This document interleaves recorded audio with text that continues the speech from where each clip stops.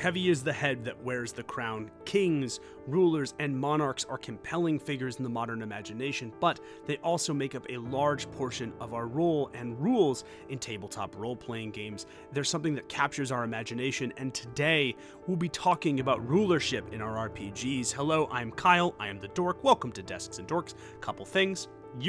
Of course, your YouTube pleasantries would really go a long way to help support us, but the single best way to support myself, the artists, the editors, the mission that we are doing here is to actually purchase our games. We get some funding, you get some great games. You can use the QR code on your screen or the links in the description below to get access to some physical or digital role-playing games. Again, it's the single best way to help us out. But with that out of the way, let's talk about what we're going to be discussing today. So today we're going to be talking about rulership, but specifically the use of kings, monarchs, emperors, empresses, what have you. Those are going to be what we're addressing. It's a major point in the Middle Ages, and again, as a result, it is a major point of inspiration in tabletop role-playing games, which take quite a bit of, shall we say, inspiration, again, from that time period. Now, my background is that I used to be a medievalist. It's something that I really thought I was going to pursue. I have a medieval history degree, and I love to relate real historical stuff to my role-playing games. However, a couple caveats before we get started. I was a Eurocentric medievalist. This means that I focused specifically on Europe, and really specifically on Western Europe. This means that I will be leaving out vast swaths of the medieval world. Those time periods, those cultures are worth interacting with. The reason that they are not brought up here is I don't believe that I have the expertise or training to provide you the nuanced perspective that those cultures and those time periods truly deserve. So if you're wondering why I'm not mentioning things like the Khans of the Mongol Empire or the mighty rulers of the Muslim caliphates, if you're wondering why I'm not mentioning any of the Indian rulers or the people who would occupy rulership positions in the Indus Valley during this time period, there's a reason why. Again, those time periods worth engaging with, worth doing your own research on. There's a reason I am not engaging with those here, and it's important for you to know that in the interest of good scholarship. We're going to be covering how and why medieval rule worked and functioned. We're going to be talking about its role both as a cultural tradition and as a form of bureaucratic governance. We're going to be covering some misconceptions, and we're going to be talking about how to add rulership into your games. So let's get rolling. The first thing we need to talk about, though, is it's really easy for us to picture kings, monarchs, the coronation ceremony, the pomp and circumstance of these individuals. But we have to ask ourselves why. Why would people submit part of their rights to an individual and allow them to rule them, whether or not that individual is deserving of it? You see, the first thing that we have to consider is that whether or not it matters or whether or not it's legitimate, human beings have in some way, shape, or form tried to seek dominance over one another. In fact, it's actually one of the things that we like to do. If you give at least some form of hominid a chance at power, they're going to try to use it to justify why they should get more things than their fellow man, regardless of whether or not they're deserving of that power and that influence. And speaking of deserving of power, that influence, a little sneaky aside here, because I usually have my own place for it, and I'm realizing as I'm doing the video, I don't. If you're going to be engaging in some of the darker themes of rulership, like say, abusing the vulnerable under your positions like a certain English monarch, then you probably want to make sure that you're leaning into safety tools just to make sure that your players at the table are comfortable and that you're providing a kind of experience that everybody is interested in. So with that being said, let's move on, because, other than the fact that people want power, other than the fact that there are individuals who will seek any means to justify their power, there are some legitimate reasons that we have kings, some legitimate functional reasons historically that kings were not just effective, but were an accepted part of medieval life. And really, in order to actually talk about them, oh by God, it's the fall of the Roman Empire with the steel chair. Yes, that's right, folks. This is the Desks and Dorks bingo, and we have to talk about the fall of the Roman Empire and its importance in medieval Europe. You see, when Rome falls, it takes with it not just the massive loss of life or the huge cultural issues that happen, when an entire empire goes torched up, but it actually takes with it a vast bureaucratic network. One of Rome's greatest strengths, and I, as a historian, might argue Rome's actual greatest strength was not its military, its religion, its economy. No, it was Rome's logistics. And in the fall of the Roman Empire, those logistics, things like functioning and safe roads, things like a vast bureaucracy that was highly educated and efficient, capable of actually writing, translating, and transporting messages to a myriad of different places across the empire, this complex and complicated bureaucratic network, a robust foundation upon which to build laws and governance, collapses. And with it, it makes the executive functions of a nation state far more difficult to carry out. We take for granted, at least in the pop cultural imagination, that it is easy to make laws, pass laws, and enforce them. And in fact, nothing can be further from the truth. A king is an actually decent stopgap to addressing the worries, issues, and problems of that collapse. With the loss of the Roman Empire, you have a need for smaller, leaner, more agile forms of governance, and having one person with a small-scale court around them to help them settle administrative disputes, handle logistic actions, and respond to crises and issues within governance and within laws is all an effective way of helping to run things. There's a legitimate reason that kings remained so effective and the norm for much of medieval Europe for as long as they did. And it's not just because they thought God gave them power, it's because in many cases these were a pretty effective stopgap at addressing the flaws in a logistical system that had been torched by the fall of the Roman Empire and the many crises that actually followed along with it during the Middle Ages.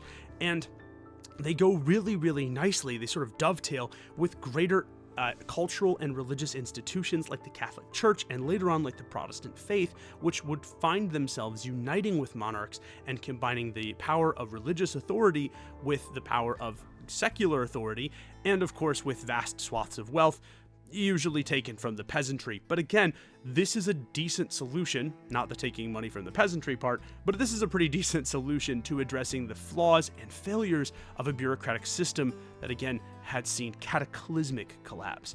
The other reason that it's important and why people accepted the rule of monarchs in general is that the consolidation of power means you can act faster. The Middle Ages are in many ways a series of responses to and reactions from vast cataclysmic events in history. I'm thinking, of course, about like the Mongol and the Timurid invasions, the Black Plague, all three of the Crusades, the Muslim occupation of southern Europe. All of these are vast and potentially globe-spanning events during this time period, and this meant that if you were somebody in a position of rulership, you had to react to those issues really fast. Otherwise, you were kind of screwed. There's a great example of this in Game of Thrones, and I'm going to paraphrase a scene for those of you who have not watched Season 1. This, for those of you not in the know, is Mr. Robert Baratheon. I will be calling him Big Bobby B. Big Bobby B is the king of Westeros, a fantasy kingdom that is analogous, actually, to medieval Europe. George R.R. Martin, the writer and creator of the series, is an avid medieval historian and fan of medieval history himself, and based a lot of what he wrote about on historical analogs. Robert, or Big Bobby B, is having a conversation with his estranged wife. They're talking about the potential of a looming invasion of the Five Kingdoms, the place that Robert rules. Of course, his wife says, well, why should we worry? They have one army, we have 5 kingdoms. To which Bobby B poses the question, what is stronger, 5 or 1? He holds up 5 fingers, 5, and then closes them into a fist and says 1. 1 army, 1 soul, 1 person to rule. And to be honest, this is one of the most effective dramatic interpretations of why kings were so effective. In the face of economic strife, of military action, and of political upheaval, it really does help to have a single and singular force and vision behind the decisions that your country is making. One of the flaws of a democratic or of a republic is that, unfortunately, because of the weight of those bureaucratic institutions, it can be hard to respond to the ever-changing natures of a crisis. There's a reason that Rome had people elected to the position of dictator for a span of time, even during the Republic.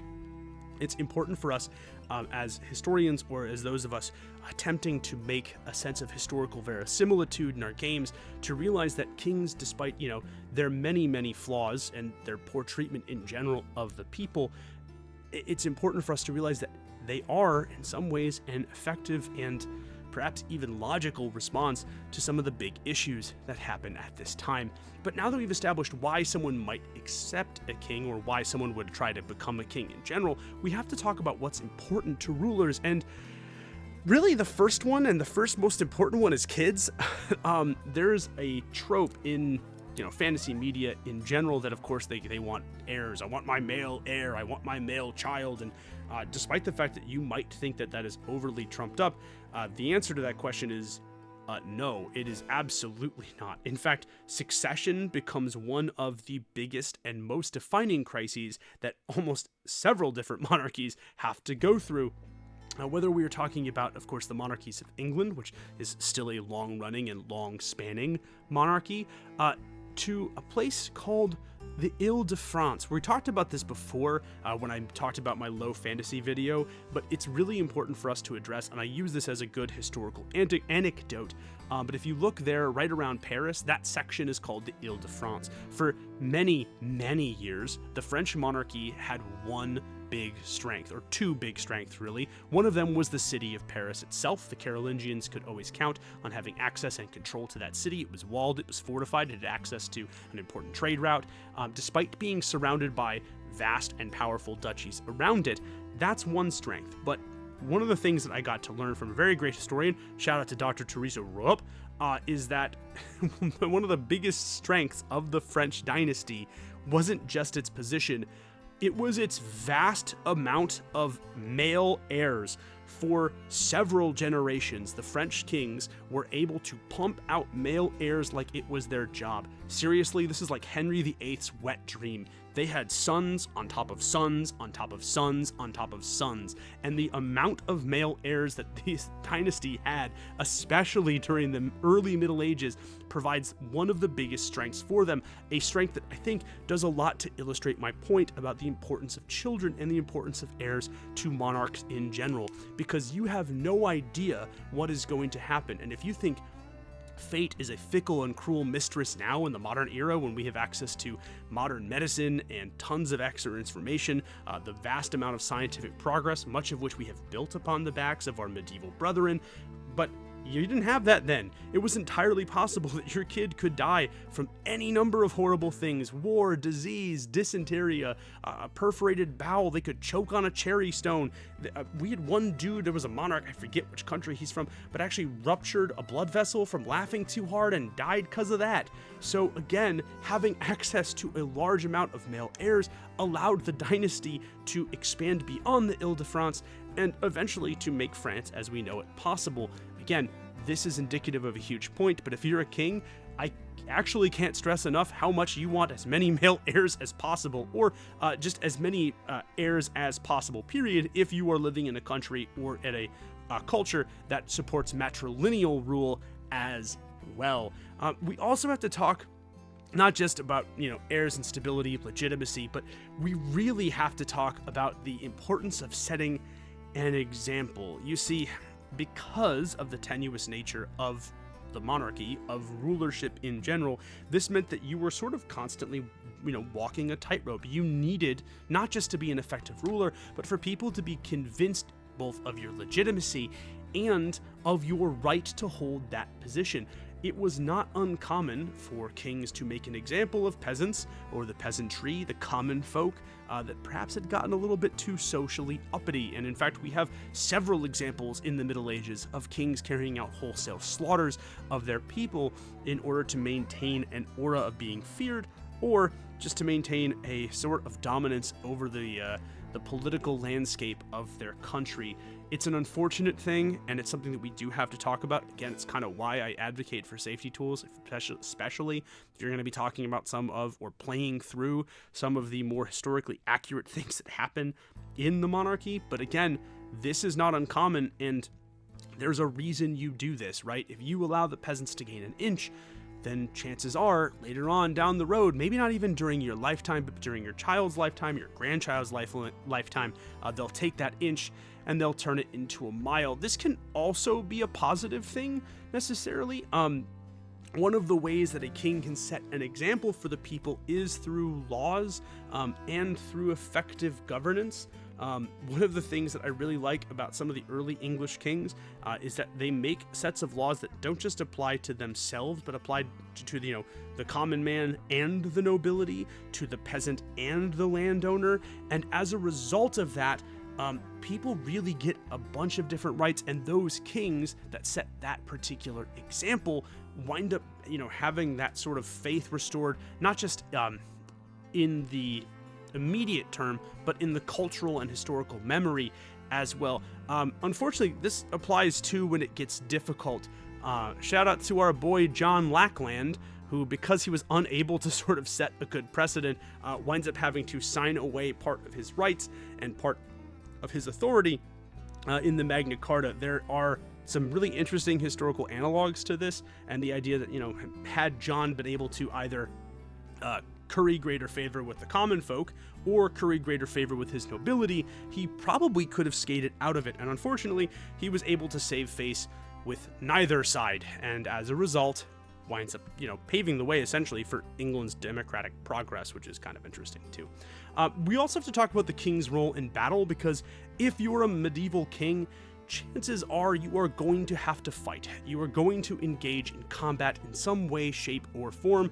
It is not a matter of if, it is a matter of when. One of the things that I think people often take for granted, especially when they're making their own TTRPGs, is the idea that most kings would have had at least some amount of training at arms. Now, I'm not saying that every king is Richard the Lionheart, pictured here.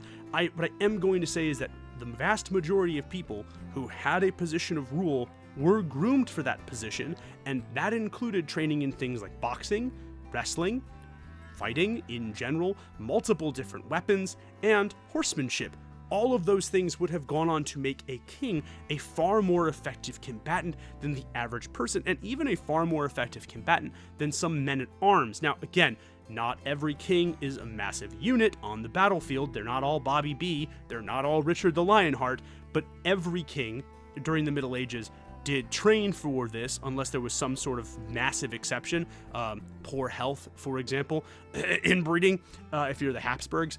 But again, for the most part, they're going to have a degree of training and a degree of martial competency that I do think sometimes gets overlooked in popular culture.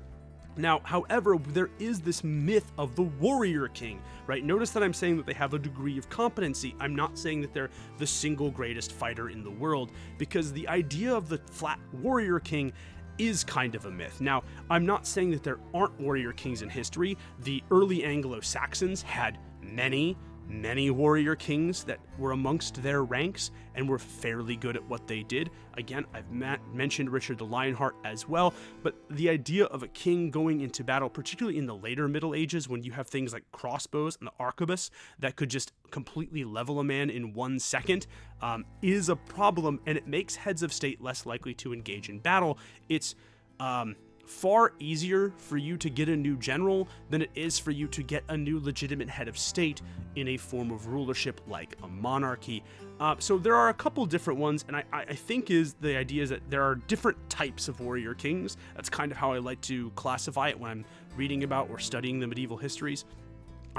There are some kings who were just strictly great fighters, right? I think, of course, of Richard the Lionheart, who, for all of his many legends, the dude was a pretty terrible ruler. He was a pretty crap king, if we're being completely and totally honest. We can make all of the jokes about how the fact that he detested the country that he ruled, that he didn't really speak English that much, that he basically, of his entire reign, spent like 2 months in England itself, that he liked being on crusade more than anything else, yada, yada, yada. We can dunk on Richard the Lionheart as a governing figure as much as possible, but I will say the histories tend to back up that this dude was kind of nice with it on the battlefield.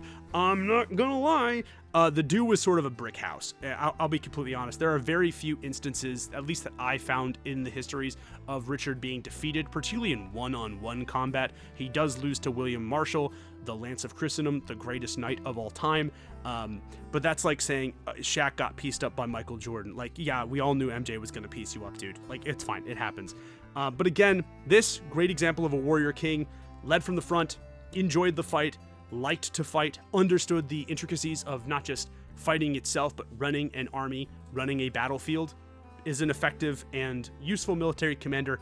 And, like as I mentioned, dude's kind of nice with it. I also want to point one more thing out. In a lot of the depictions of Richard the Lionheart, he's using a battle axe rather than the sword, which I just think is based and is just a really nice little touch. Tells you a little bit about his character as a fighter, that like, yeah, he can use the nice pretty sword, but also, what about this big axe? I just think that's really sick, and there are multiple instances of him being depicted with a battle axe, far more so than any of the other rulers that I could find from that time period, which I thought was kind of cool. So there are also individuals who are tacticians. I think, of course, specifically of Albert the Great, who actually helped to fend off the Viking invaders very early on in the English monarchy's history. Now, I will say Albert does, in fact, fight in some battles. There are a couple instances where Albert, literally leads from the front, which is pretty impressive given that he was actually kind of a sickly individual, but apparently he picked up some tips from the Vikings and would fight with a berserker rage, which is really funny to think of this 112-pound, pale-skinned little weak English boy like Oliver Twist, but like with a claymore, just chopping down Viking dudes. I just think that's really neat. But that was, those reports of him fighting are far less common and far less prevalent than his tactical contributions to the English war effort against those invaders. From everything that I have read, from the histories that I have absorbed, Albert seems to have his greatest strength off the battlefield as an organizing force and a tactician. His guerrilla raids on the Vikings were some of the single most effective things. He understood the importance of walled fortifications and then built them in naturally fortified areas so that he could essentially create the inverse Viking raid, where like they raided on seas and on land, or seas and rivers. Albert's men raided on land, and then rather retreating back to bodies of water, he would retreat back to these stone forts that he had constructed in the middle of the marshes. So like, good luck even finding them, and then good luck if you found them getting through the marsh to get to it, and then good luck if you got through the marsh and found it, getting and actually besieging it without the English harrying your every step. Albert was an incredibly influential tactician, in addition to being a monarch, perhaps one of the greatest examples of this that we have in history. And there are some who were hybrids. Now, you just heard me say, well, Albert fought in 1 or 2. Why aren't you using him as a hybrid? Because I don't think he's the best example in history. I don't even think he's the best example in English history. I think that goes to Henry V. Or Hal, King Hal, Prince Hal, however you want to talk about it. In addition to being the subject of my absolute favorite Shakespeare play, Prince Hal, Prince Henry, has the distinction of being both an absolute beast on the battlefield. We have accounts of his fighting at the Battle of Shrewsbury, where he fought alongside his father. I think he was like 15, 16, and the dude was kind of getting active, which is sort of insane to think about. He remained an active combatant in pretty much every battle that he fought, which is absolutely absurd. However, I think I'm not, being hyperbolic by saying his organization and leadership as a tactician of the English forces at the Battle of Agincourt did not just change the course of the 100 Years' War, but changed the course of English history entirely. So I think Henry is probably the peak example of somebody who can fight in a battle. Also, not just the Battle of Shrewsbury, but just his protracted fighting as a combatant under his father and under some of his father's retainers during Scotland's attempt to cede from England is also kind of, hugely important. But yeah, I think Henry is a perfect example of this sort of hybrid tactician. But so in addition to the importance of keeping up appearances, setting an example of having many children, battle is crucial. Battle is important. War, conflict, those are constant concerns if you are a king or a monarch of any kind. But now that we've addressed kings, we have to talk about the death of a king, or the death of a monarch in general. This was something that actually was brought up at the Discord. It was going to be something for the Q&A section at the end, but I really do think it is so critically important for us to address what happens when a king falls, that it deserves its own place in this sort of presentation that we're doing. When a king dies, the impact of that death is always significant, it is always important, it is always devastating. However, the impact is not always the same. It depends entirely on the strength of that king's bureaucracy. This is what I mean by this.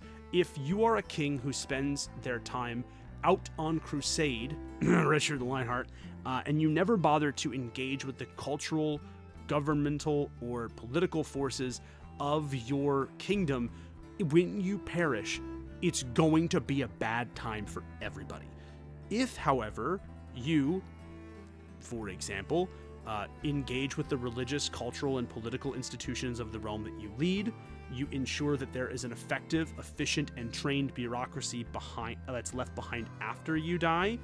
Then you are going to wind up having a much better time. If your bureaucracy is robust, it ensures that there will be another ruler. It maintains those laws that you have helped to build. Territorial holdings largely remain the same. This is really important and super, super crucial, because if you have laws that protect the inheritance of the nobility, if you have laws that protect the inheritance, the money, the wealth of the medieval middle class, which I hate using that term because it didn't really exist in the way that you and I understand the middle class, but like people like merchants or highly trained craftsmen, trained men-at-arms, mercenaries, as long as you have those territorial holdings remain the same, usually everybody gets to stay alive. The reason we know this is because when Richard the Lionheart dies, England falls into freaking crisis. When Richard the Lionheart's father, Henry II, who is the monarch that I alluded to earlier, the one who made a lot of those laws and changed English legal code so that it was far more fair for everybody, when Henry II died, was there problems? Of course there was, but not to the scale or to the extent that, would have followed the death of his son. And largely that's because Henry II engaged in and created an effective and efficient bureaucratic system of governance when he died. A bad bureaucracy, on the other hand, spells absolute freaking pandemonium for everybody. This is going to make it easier to challenge succession because you don't have a clear basis of laws. The bureaucrats that you put in place as a ruler are going to, if you did an effective job, carry on your understanding, your meanings, your desires into their work after your death. This means it is far easier for challenges to succession to arise. This makes it also easier for territorial holdings and rights to shift, and for military and political strife to become common. There's a very real chance that if you don't engage in the boring stuff of making effective bureaucrats, effective politicians, effective civil servants, I'm looking at you, America, you're gonna have a bad time when you switch over in power. It does seem like a waste of time. I get it, it does. But for a king, this is literally priority number one in every instance of monarchy that I studied in medieval Europe. The ones that led and left effective bureaucracies tended to do well for their country after they died, and the ones that stripped civil servants of their positions, that made it harder to effectively govern, didn't go well. One of the best examples of this is not medieval, but I really just wanted to include it because I think it just goes so well to painting a picture of what happens if you don't engage in those things, is the death of Alexander the Great. When Alexander the Great dies, and we don't know if this is true or not, but the apocryphal story I think is just so cool. When Alexander the Great dies, somebody asks him on his deathbed, who will inherit his kingdom, or who will his kingdom go to? And Alexander apparently just says, to the strongest, which is so just unbelievably raw as a statement, but such a bad idea for governance, because as this map looks and shows you, every one of those different places, so we say Seleucus and Nicator, by the way, that's the Seleucid Empire. If you played Rome Total War, Ptolemy winds up inheriting Egypt, Athens goes to another one of his generals. All of those things are inherited by his generals, who then plunge most of the Mediterranean into vast swaths of war. Congratulations, Alexander. You did it, buddy. You had no clear plan of succession, you had no good governing bodies left behind you, and you decided to have your plan to be, I don't know, everybody fight everybody Rainbow Six. I think it's great. But yes, this is an exact example of why you're supposed to leave behind a strong bureaucratic system, because in the event that the monarch dies, everything just sort of falls into chaos. And it's entirely possible that when there's chaos, there will be people who see that as an opportunity, and that opportunity will usually come at the expense of bloodshed. So, an important lesson to learn right there. Now, before we go any further, I really want to talk about how you can implement monarchs and monarchy into your games, and I thought it'd be helpful for us to engage in what I like to call kingly archetypes. If you're planning on making a king in your games, rather than just focus entirely on game rules, I think it's nice for us to take a break and talk about the different types of kings that you might want to include in your games. We're going to start with the heir apparent. This is the person who is groomed for command. They are usually the favored son, or again, I say rarely because let's be real, in medieval history, there are some really great female leaders, some great women who step into the shoes of power, but there are more exceptions that prove the rule, unfortunately. If you want more female rulership, early Saxon empires actually generally tended to have some pretty great and effective Saxon queens, which is kind of important. But again, usually this is the person who was groomed for command. This is the one that, usually the oldest child of the bloodline, somebody that has sort of stepped into their parents' shoes and is being either actively trained to become the ruler, or it's already sort of been widely assumed that this person will take over command. Usually you want them to be young-ish, between like 16 and 20. You don't want to make them too young because it puts them up to being manipulated or being controlled by a regent until they come of age, or usually just get deposed before they come of age. So you want them to be around like the 16 to 20 mark if you're going to run an heir apparent. Then there's the spare apparent. This is the one who fills in after the heir apparent dies. They can be disgraced in some way, shape, or form before being thrust back into the realm. We already talked about Henry V, but that's kind of what happens there. Or they could be the spare apparent because they took out the heir apparent, and in doing so, assumed that child's place in the bloodline, in the line of succession. So again, something to take into account. There is, of course, the general. This is somebody who either overthrows the ruling monarch or takes over after the monarch dies. They are especially common in historical periods of widespread fighting, both in the kingdom and throughout. They usually gain this power through not just military position, but through prowess and through military achievement as well. It's much easier to take over a country when the army loves you and the peasantry is convinced of your invincibility on the battlefield. And then finally, there's the politician. This is Robert the Bruce. I really like Robert the Bruce as an example because he kind of does a mixture of everything, right? He eliminates a bunch of his rivals for the Scottish throne. The Outlaw King movie that was on Netflix does a pretty poor job of illustrating Robert the Bruce's character, right? That whole scene where like he gets ambushed in the chapel and he kills that guy. In reality, at least from most of the stuff that we have, it seems like Robert the Bruce was just the one that ambushed him and just bushwhacked him to take care of it so he could, sort of step into power.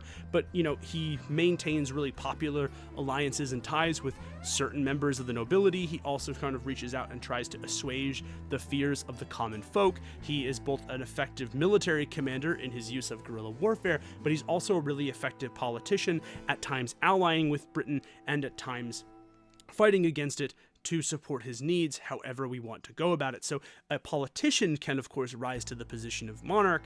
It's just going to be a mix of things that sort of get them there. And I wanted to end with Robert the Bruce because there's one more very important thing and misconception about kings in general that we need to address before we move forward, and that is that rulers are largely dependent, in the Middle Ages at least, on their vassals. We talked about the issues with governance in the absence of the vast bureaucratic and important system that the Roman Empire would have sort of taken on.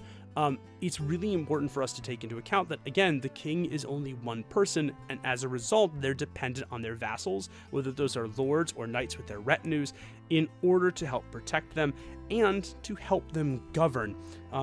Again, these sort of things, giving favors, knighting somebody, granting lands, these weren't just things that you did to reward somebody for service. They were ways to sort of shackle them to a place and use them as a way to help you govern effectively. And that really is part of the importance of, and part of the thing about having to deal with monarchs in general. Remember, they're one person, so remember they're trying really hard to sort of make everything work, and as a result, they're really reliant on those nobles to help them do it. But it's not really just governance that's our main issue, because only part of it's governance, but the vast part of it is logistics. You see, there's a common misconception that a bigger army wins, and that's not always true, because anybody that's fought before, or anybody that's worked with the military, even in the modern era this is true, a military marches on its stomach. Horses are incredibly difficult to feed and keep healthy for long periods of time in the field. Larger military forces, particularly larger heavily armed forces, require vast amounts of resources, food, and other individuals to help maintain their equipment, so much so that it is an exorbitant cost. It's much easier then, as a monarch, to, instead of sort of taking on that cost all on your own, to sort of give the responsibility of raising troops and also the responsibility of supporting those troops economically to your vassals. Again, this is part of the reason that the feudal military does not have a standing army in and of itself, because it is so expensive, it is so difficult to keep all of those things both together and fed and effective for long periods of time. So no matter what happens, we desperately sort of need that to be taken into account. A king is dependent on their nobles, not just to help them govern, but to help them defend the realm, a responsibility and an expense that most of them really can't afford on their own. Now, with that out of the way, and with us having finally had a conversation about the importance of and the expense of running a military, we need to talk about how to make some kings in our game. I already gave you your kingly archetypes, which I do think is the best thing for you to do. I think that's a great rapid fire speed date way of sort of addressing and making room for your kings, making some places for your monarchs in these sort of games that you want to run. But I'm going to actually leave you with a recommendation and then with a rule for an item for one of your games. I think if you really want to understand effective nobility and the importance of nobility and the value of monarchs and monarchy in general, you really should play Dragon Age Origins. I know that I glaze Dragon Age Origins all the time. It's like one of my favorite games, but its understanding and interpretation of monarchy and of rulership in general, whether we're talking about the Thanes of Ferelden or the important kings of the dwarven city of Orzammar, is, yeah, they take a lot of liberties with it, but it's pretty close to being accurate, right? The political machinations, the way that like people owe fealty, but they kind of don't owe fealty, but everyone's sort of maneuvering, all of that is actually weirdly historically accurate. And so if you haven't played Dragon Age Origins, the game is, to my understanding, dirt cheap to get on Steam. But if you haven't played Dragon Age Origins, or just watch a playthrough of it too, if you can't afford the game, I get it, times are tough. But again, this is a really great one to check out and to understand if you really want a perspective on what real monarchs or rulership might look like in a fantasy setting. Now, with that out of the way, let's talk about the Granite Throne. Because I gave you your kingly archetypes, I really wanted to just do kind of an item to go sort of step along with it. But this is the Granite Throne. I envision this in a kind of, I don't know, maybe dwarven, but just any real, mountainous country or mountainous kingdom you could throw this one into. But I think it gives you a bonus on negotiating and the ability to organize and understand logistics at a glance. These are things that would have 100% served you really well if you were a king or if you were in a position to rule. However, to simulate that kind of economic strain that a king would be under, the reason they take on vassals, I think the Granite Throne should require a greater and greater sacrifice as the game continues. This means that the nobles, the king isn't necessarily, maybe you're painting them as a really bad person because they keep overly taxing everybody, but then it turns out that they're overly taxing everybody because they're attempting to really just use the Granite Throne and its powers to keep the country together. I think it's a really interesting angle if you're going to be using a king or a monarch of some kind. With that out of the way, folks, thank you so much for watching our video on rulership, medieval rulership, and how you can incorporate it into your TTRPGs. Again, the YouTube pleasantries go a long, long way to helping us. Like, share, comment, subscribe, all that stuff. Incredibly, incredibly helpful. Purchasing our games, still the single best way to help us out. Again, means a lot to us if you do. It's kind of how I keep all the lights on. But again, that's the best way to help us out if you enjoy the content and you really want to, help push us forward. Now, as always, our Q&A section is at the end. So if you're like, man, I wonder what stuff he didn't address, I wonder what's gonna happen, or if you have Q&As of your own, you can go and actually join our Discord. The Discord link is also in the description below. If you've got questions, that's where we get to ask them, or in the community tab over on YouTube. But again, Q&A section is coming up. Thank you so much for watching. I'm Kyle for Desks and Dorks. You've all been amazing. Now I'll see you in the next one. Peace. Hello, Dad Bod. How we doing? We did it. We actually did it. I'm really proud of us. Good job, everybody. This is our Q&A section. Again, links in the Discord below. If you really wanted to ask any questions about kings or rulership, this is where you would ask them. But again, we made it. We got through a whole video. Really excited to actually see you around, everybody. Hey, everyone. What's up? All right, let's talk about questions. Again, shout out to everybody that asked questions. Masked Bandit asked, question, what killed most pre-modern warlords? Arrows, dysentery, betrayal, etc. Truth is effective governance, right? Like, a lot of warlords enjoyed the issues, or and my headphone just, like, completely broke. That's crazy work. All right, well, there's a headphone hanging off by, like, a single thread. You know what? We'll do it live. Screw it, we'll do it live. I have one headphone on. My phone's at 3% battery. I got a belly full of hate, baby. Let's do it. So I think it's not really arrows or dysentery or betrayal. I really think it's just that the world gets smaller, right? As time goes on, it becomes much easier for governments to effectively manage and patrol their own borders. It becomes easy for you to figure out who is a problem, who isn't a problem. You know, especially in the information age, it's really not that difficult to sort of find people when they're in the middle of doing something. But really, once governments start putting together their own military forces, once governments start putting together a system of laws that ensures that everybody kind of has a higher quality of life, you're less likely to A, side with a warlord, and B, the warlord is more likely to get found out. So that's important. What typically happened when the leader of a war invasion just kicked the bucket in the middle of things? You're just screwed at that point, depending on, I guess it depends on like how effective your command staff is. There are a couple examples actually of wars, of battles being carried out effectively after the death of the person in charge of that battle. But again, I think it just widely depends on how much of a cultural force that individual ruler was, but really it depends on how effective their subordinates are at carrying on a thing too, which is pretty good. So yeah, very, very important. Ignacio said, what units on the sides of rulership? And he said meters or feet. Well, first of all, meters, bold of you to even say that, sir. I am an American, and as a result, I only use freedom units. We only use the metric system for bullets. Yay. Cool Person asked, why is Eleanor de Aquitaine the best ruler ever? Because she's the GOAT. Like, she genuinely is. So for those of you not in the know, Eleanor of Aquitaine is Richard the Lionheart and John Lackland's mom. She is the Duchess of Normandy. She's also Henry II's wife. She was a contemporary of both William Marshall and Becket. Like the woman is just a towering powerhouse of just political understanding, of just like effective governance, of like how to play the game. Like the best like analog for her is probably if you took the best qualities of Tywin Lannister and Olenna Tyrell from Game of Thrones and mashed them into one person. If Eleanor of Aquitaine had a penis, we would be talking about her in the same way that we talk about people like King Albert or like just any of the greatest monarchs. It's really a shame that she's sort of born into a century where that was not something that could have happened, because for her many flaws, she was, by the way, not a good person. But I don't think you can be a good person and be a ruler at this time. Well, maybe that's not true. Albert the Great, from everything, and even Henry II seemed to be like complicated people.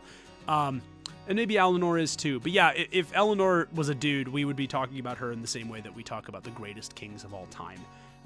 Yeah, Eleanor is phenomenal. But if I have to summarize what makes her the best, a ability to understand complex geopolitical situations at a glance, an understanding of and appreciation of why logistics was incredibly important, as well as a effectiveness at managing complex logistical systems, multiple languages, a shrewd mind. She was a fast learner. She understood how to play the game, even despite her position and like, I want to call it a genetic predisposition to have a more difficult time. But yeah, she was a woman at a time where it was really hard to be a woman.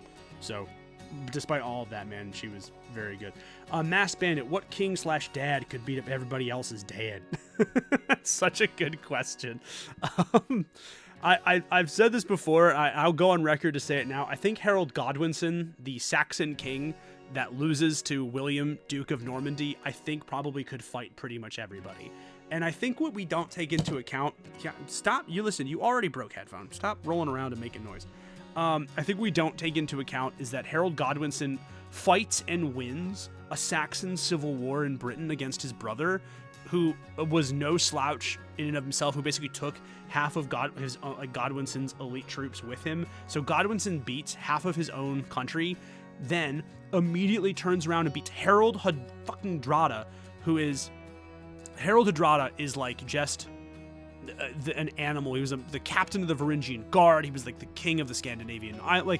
He was like Viking Forrest Gump. He like either killed, fought beside, or tried to screw like every important historical person that was alive at the time. The man was like a tornado of meat and axes, and Harold Godwinson beats him and the Viking invasion at the Battle of Stamford Bridge. Then with no rest, turns the entire army around, marches the whole way down to the English coast, and still almost beats William, Duke of Normandy. I know he lost, but the dude like literally got third-partied 3 times against 3 of the best, strongest, most competent military forces of the time, and still almost got the dub. I'm just saying, any one of those parties at all by himself, I think would just win. So Harold Godwinson's my pick. That's pretty much it. Which king had the coolest sword? Me. No, that's not true. I mean, it's got to be Arthur, right? Like, I know Arthur's not real, but like, it's got to be Excalibur. Like, I know that's a basic answer, but like, yeah, it's got to be the coolest one. You know what? No, actually, I'm gonna take the thing. You know, I don't talk a lot about Muslim history, but the Prophet Muhammad, praise be upon him, was in possession of a guy named Khalid ibn Walid. And I think he's the best sword, because his nickname was literally the Sword of Islam. And he literally never lost a fight, any of them, ever. The dude was probably the greatest medieval commander of all time. Like, Khalid ibn Walid was him. So, the Prophet Muhammad, again, praise be upon him, he is the best sword. It's Khalid ibn Walid. That's the best sword. When Khalid ibn Walid dies, by the way, he expresses remorse that he wasn't killed in battle, which is already metal. And the person administering him at his bedside was just like, Khalid, you can't die in battle. You're God's sword, and God's sword cannot be broken. That's so cool. That's so metal. Oh, Khalid ibn Walid is him, bro. He's him. Oh, I love it. Sir Loxodon Prince. See, you're a prince, Loxodon. You should know this stuff. You're already a member of the monarchy. Said, if you were going to create a game on alternate history, oh, I love it already. Which ruler would you choose to lead that divergence? And to a more thematic point, how hard do you think monarchies steer the ship, and what has been that impact? That's a great question. If we're going to diverge in history, I really want more time with Henry II. Like Henry II, or actually Henry II or Henry V. Oh, that's a better question. Henry V, if Henry V lives an extra 10 years, I think the whole of Western history is totally different. So a lot of the things that we take into account, like when we think about Henry V in general, is that, you know, people are always like, oh, he won Agincourt. Oh, he did great. Oh, he did this. Oh, he did that. He literally was like, when somebody like took all of his accomplishments and like put them basically into a list, and what he did in what is effectively like one of the shortest reigns ever is unparalleled. He died at 35. Like, he died at 35, but he was the single greatest military commander of that era.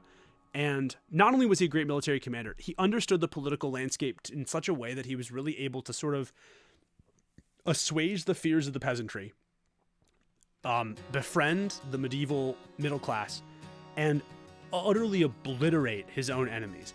If we had gotten 10 to 15, let's assume I can get 30 more years of Henry V. And if Henry V governs at even 75% of his highest efficiency for those 30 years, the whole of modern Europe and modern history looks totally different, right? I think the 100 Years' War ends sooner. I think it ends in favor of England. I don't even think we get to Joan of Arc.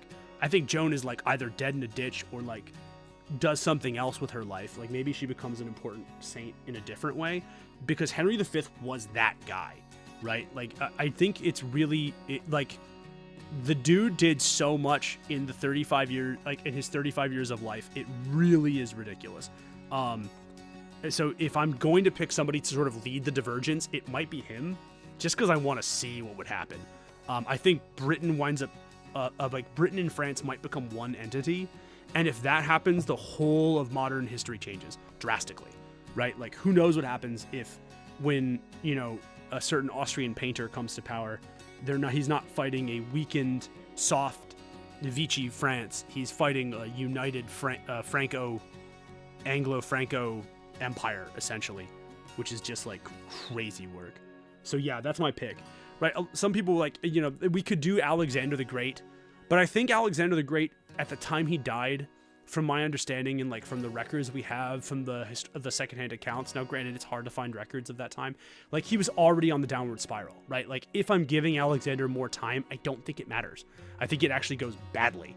I think Alexander's legacy gets tarnished. I don't think he had it in him anymore. I think he was a candle that burned 3 times as brightly and then went 3 times as fast. So yeah, Henry V. That's my pick.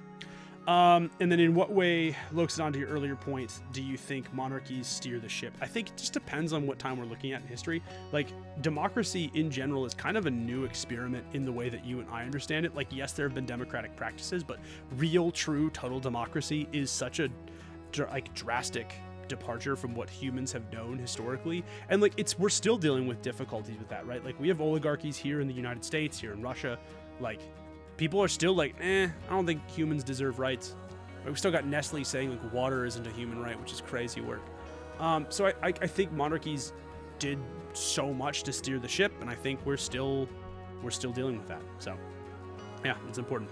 Luke Birch asked, what are some ways for power to be vested into a fantasy king? Familiar with the concept of power being vested by the god, by the people. You could always have the Fae do it, which is like, oh god, I hate that answer, actually. Don't do that. That seems stupid and basic. You know what? Screw it. I'm just going to give you one. Do Fantasy King Hunger Games. Have every noble house in your kingdom just send one 17-year-old with a bunch of weapons into the Magic Thunderdome and have him do it. That's my pick. I want Fantasy King Hunger Games. Do it. Shopvac asked, it seems popular to portray the king as just it seems popular to portray the king or just a ruling noble as kind or benevolent and just in modern games. I don't think I agree with that. I don't think that's popular at all. I see way more of the I'm a douchebag king, personally. How historically accurate is it? And I think the same thing goes, I think it goes both ways, right?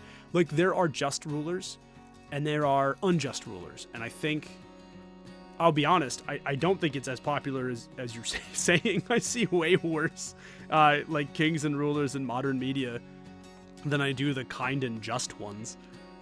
Maybe that's just the you know, the intellectual properties I enjoy, but oh man, I DK about that, man. But I think truthfully it's different.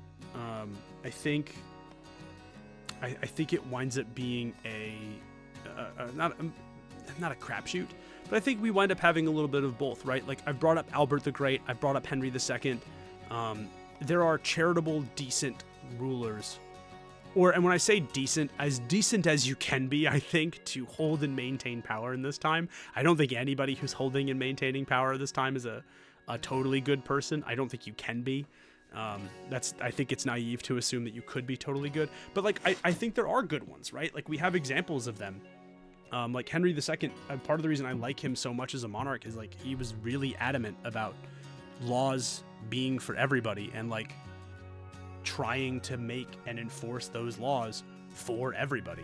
Albert the Great, for, you know, as tough as it is leading a guerrilla warfare against the freaking Vikings, seemed to be the kind of person that really did genuinely care about his people and was doing it for the right reasons, to make sure that they're okay, to make sure that that his subjects are taken care of. So I think that's important. But yeah, I guess TLDR, I think it's 50-50. I would say it's like 30-70, with like 70% of them being kind of pieces of garbage and 30% being just, but I do think they exist. And then Matt Band asked, what does modern Earth look like if Alexander lived a full life? I don't think Alexander does live a full life. I'll be straight up honest. I think Alexander starts spiraling at such, like we can go back and forth, right? Was it syphilis? Was it a disease? Was it something else? But like his interactions with his soldiers, his interactions with himself, his indulgences, his use of controlled substances, like all of it seems to point to a guy who had just sort of flamed out. And again, none of us know, right? This is antiquity that we're talking about here. But like, I really genuinely think that Alexander doesn't live a full life. I don't think there's any, at least a universe where he's like the one that we had, that he does live a full life. I think he gives up, truthfully. I genuinely mean that. I think this is a guy who pushed the human experience so far and got so deep into that experience that I don't think he saw anywhere left to go and quit, and just kind of quit on life. Again, I think there's other mitigating factors, right? We have to talk about the potential of his venereal disease. We have to talk about how his immune system might have been compromised by microbiomes in some of the food. Like, there's all kinds of prevailing theories, but again, the one commonality that keeps popping up every time I read about the guy, especially at his end, is that he just seems to have given up. If he does live a full life, I think because he gives up, I think it's worse. I genuinely think it's a collapse. Like, I think what happens is I think Seleucus and maybe Ptolemy, maybe some of his like stronger, more competent generals wind up not leading a coup, what is essentially a coup, and plunging it into civil war. I don't think Alex has it in him to hold them together for much longer. Like if we were going to say Alexander the Great lives to 87, I give him another 10, 15 years of legitimacy before he collapses entirely. That's it. That's genuinely what I think would happen. Which is crazy, because he is like one of the most effective people. But yeah, I think that's it. So that does kind of drastically change things in the world, though, doesn't it?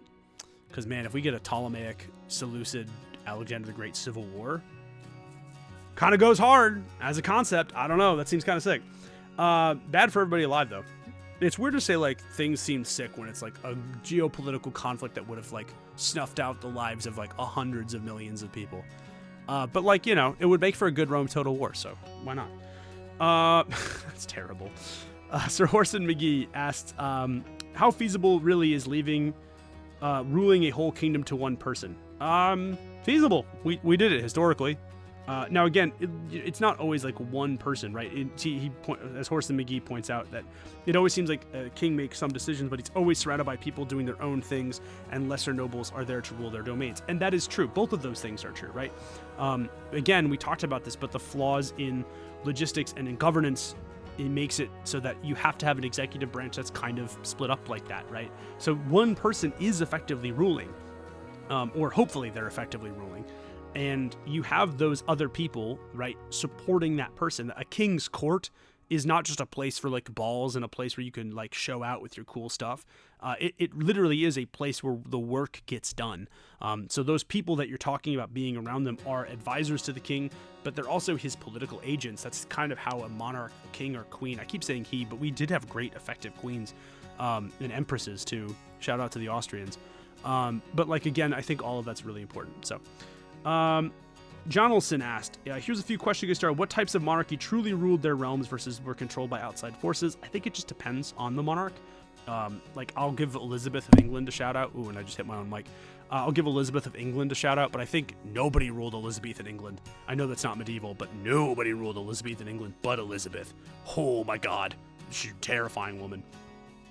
One of the most brutally effective monarchs of all time, by the way. Shout out Elizabeth. But yeah, were some controlled by the Pope? Again, this goes back, I think, to like anti-Catholic fear-mongering. Like, there are definitely some that are not controlled by the Pope, but where the Pope has great sway. But I think for the most part, like, they all kind of rule themselves. I think, if anything, they're not controlled by outside forces. They're far more likely to be controlled by internal forces, their own nobility, their own clergy, people who have economic interests in there. Was the Holy Roman Empire truly in charge of their domain? No. They weren't a figurehead either, as you point out. They said, were they merely a figurehead? Nobody was in charge of the Holy Roman Empire, truthfully. I think you have Holy Roman Emperors who control more of it than most, but part of the issue with the Holy Roman Empire is it is neither holy, nor is it Roman, nor is it a real empire. It's more a loose confederation of heavily fortified and militarized duchies, essentially, or like just whatever you want to call those, like small areas of governance. But yeah, nobody rules the Holy Roman Empire. It literally is just like a confederation. It makes for really interesting role playing, I think, as a result of that. I think it's why Warhammer Fantasy role playing is so good, is because like when you have all this interesting political and military conflict and nobody knows who's in charge, it's like whose line is it anyway? Like all the laws are made up and the king doesn't matter. But like the Holy Roman Empire or emperor is in charge of his own duchy, and depending on his level of military and political influence, does control either some or even a majority of the Holy Roman Empire. But I don't think they're ever merely a figurehead. I think even the least effective Holy Roman emperors still maintained control of at least some part of the empire. So, and what systems existed besides divine right to justify monarchs maintaining power in Europe? So again, I don't think it was ever explicitly stated, but we talked about the different reasons that somebody would accept a monarch, and I think that's part of it, right? Stability, especially in the face of the yawning chasm of a lack of civil and bureaucratic rights, is a huge reason to have one. Suriname Elephant asks, what could be some good legitimate exceptions to the rule, me strong, me army, and God wills it? I think we take into account that there is a real vested interest in the medieval people of a legacy, right? Like we talked about the monarchs in the Ile-de-France. Part of the reason that they were so successful, again, is they had all those male heirs, but it's because every previous one governed effectively enough that the peasantry was like, we want whoever was there to follow that up, right? There's an understanding that if you did an effective job raising your children, the values that you had as a monarch are going to follow with your child, right? Like, again, like I think modern media does a bad job of showing us that like the nobility, at least ideally, the nobility was supposed to be trained. So other than like me strong or my army strong or God wills it, I really do think that part of the reason that hierarchical or like heir apparent situations, I'm struggling to find words right now, but I think part of the reason that like that bloodline thing extends is people are like, hey, if your dad did a good job and his dad did a good job and his dad did a good job and his mom did a good job, we trust that you're going to do a good job. So I think obviously like you can couch it with my army strong or like divine rule, but I do think there are some kings in history that enjoyed that right of power because they were part of a bloodline that people thought was more effective than not effective. I'm just throwing stuff around now. Relationships between rulers and the higher classes and how they influence power of the ruler. Yeah, I think that's part of it too. Like the support of the nobility, I think, is also something that people don't take into account, when we're talking about who does get elected. Support from the clergy too, for that matter. And what separated strong kings from weak puppet chancellors who were controlled by bureaucrats and banking clans? Money, an understanding of like how the realm is supposed to function. And yeah, I think that's pretty much it. Like, I think that's really important for us to talk about. But yeah, I think it's an understanding of what's going on. I think it's the realization that like you have to, like, it's an understanding of your logistical systems. It's knowing how to play factions against each other and how to ingratiate yourself with those factions. And I think you have to have some sort of monetary base to either buy troops, train troops, or something. I think that's the three factors that would separate a weak from a strong ruler. And then Kai Hung Rule asked, what are some of my favorite depictions of fantasy, of medieval monarchy in fantasy? It is so often poorly represented. You are right, sir. Go play Dragon Age Origins, because it's freaking great. The Orlesian court does a great job, I think, of mimicking the French monarchy and the intricacies of French nobility and noble politics. I think Ferelden's court does a really good job of representing the early Anglo-Saxon way of governing, to the point that like they're like the lands meet that they have is really, really similar of a moot, which is like where like a Saxon king would gather his thanes together, and they would have that conversation. They would talk about like who's going to lead and what's going to happen. I think that does a great job. Taron Loghain, who is a character in Dragon Age Origins, fantastic example of like a career military and a career politician who makes some bad decisions for the realm because he's doing it for what he thinks is the good of the realm. He's getting rid of what he sees as an ineffectual ruler. And the crazy part is, I'm not necessarily even sure he's wrong. He's an abysmal, abhorrent man, but like, I don't think he's wrong. The way that Orzammar talks about things is so interesting because it's a true egalitarian monarchy, but it's that egalitarianness is amped up to like the degree that it's so toxic. Right? Like the idea of like a paragon in Orzammar is like, if you do something great, whether you're a man or a woman, that's what justifies it. But like, there's all this political backbiting and all of this shadow dealing that has to do with like who has more like entrenched rights, and like there's this labyrinthine Byzantine social code that goes along with it that would have been really, really common in some places. So just go check out Dragon Age Origins. I'm begging you. Even if you don't play the game, I'm begging you, just watch it play through, because like some of the stuff is just, it's so good. Like, again, it's not historically accurate because there are freaking dwarves and dragons and shit running around, but like, it's so good. There's my first curse word for a video. Dang, man. Can't believe I did that. But yeah.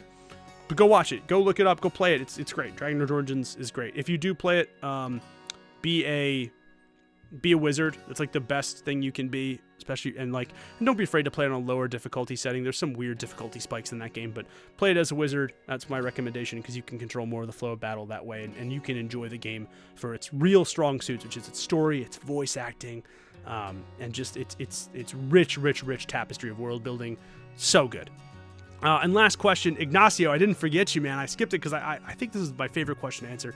Ignacio asked, how do I feel about factions in Civ, or in Civilization, being represented by kings or rulers? And I think, truthfully, I don't feel bad about it. And I'll tell you why, right? I think part of the reason that they do that is the human brain wants to rank things, and we want to bucket things. We want to organize things, right?